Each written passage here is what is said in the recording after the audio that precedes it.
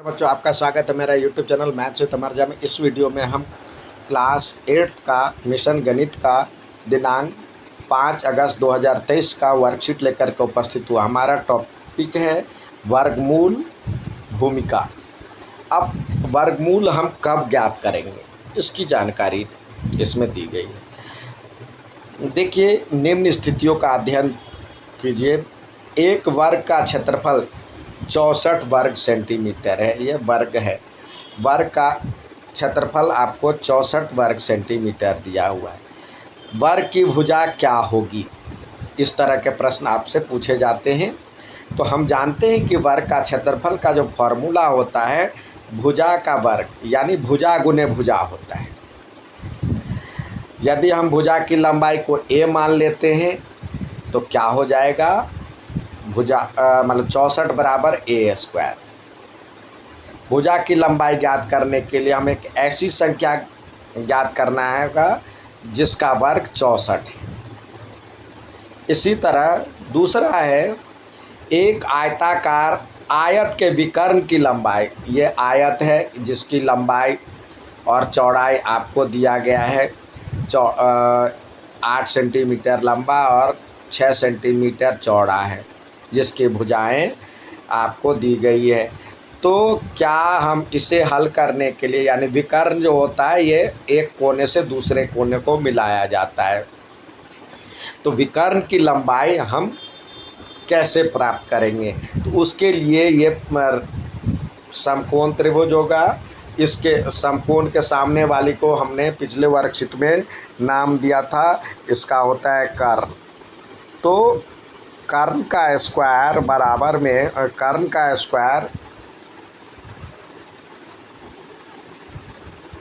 बराबर में बाकी दो भुजाओं के वर्गों के योग के बराबर, यानी AC² प्लस CD² होगा। तो हम जानते हैं AC² जो ये AD था, AD बराबर में AD² बराबर में AC² प्लस CD² होता। तो ये 6 का स्क्वायर प्लस 8 का स्क्वायर बराबर में AT² हो जाएगा, जिसका जोड़ 100 है। तो 100 बराबर में AD² हो गया। तो हमें यहाँ पे एक ऐसी संख्या प्राप्त करनी होगी जिसका वर्ग 100 होगा। तो AD प्राप्त करने के लिए हमें ऐसी संख्या सोचनी होगी जिसको उसी संख्या से, वर्ग जो होता है उसी संख्या से गुणा करने पे प्राप्त होता है। तो किसको उसी संख्या से गुणा किया जाए कि 100 प्राप्त हो जाए।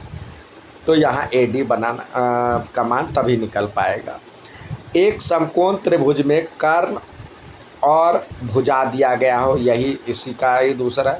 इसमें कर्ण आपको 5 सेंटीमीटर दिया है और एक भुजा 3 सेंटीमीटर दिया है। तो तीसरी भुजा आपको कह रहा है ज्ञात करना है। तो हम जानते हैं जो कि इसको मान लेते हैं x। तो फॉर्मूले के हिसाब से क्या होता है, इसका स्क्वायर प्लस इसका स्क्वायर बराबर में इसका स्क्वायर, यानी पाइथागोरस प्रमेय निकाल करके सबसे बड़ी भुजा का वर्ग बराबर में अन्य दो भुजाओं के वर्ग के योग के बराबर। तो 25 माइनस 9 बराबर में x²। तो यानी इसका स्क्वायर 5 का स्क्वायर 25 हो जाएगा, 3 का स्क्वायर 9 हो जाएगा। तो ये इधर आके घट जाएगा। तो ये 25 माइनस 9 बराबर में x²।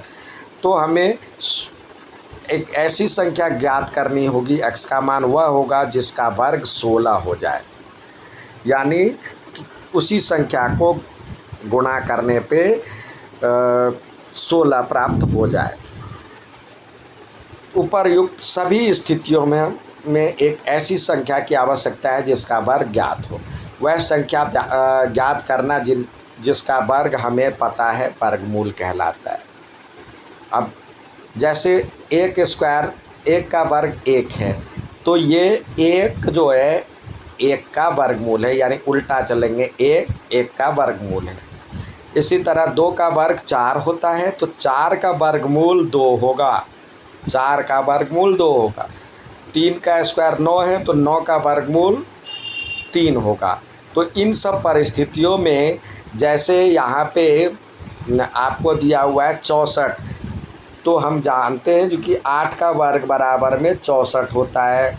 तो 64 का वर्ग क्या हो जाएगा, वर्गमूल, वर्गमूल जो हो जाएगा 8।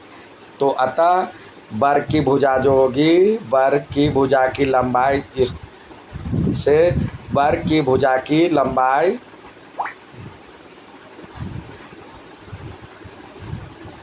8 सेंटीमीटर, 8 सेंटीमीटर। इसी तरह इसमें कर्ण का जो है 100 किसका है, 100 जो है 10 का वर्ग है। तो दूसरे में आयत का विकर्ण,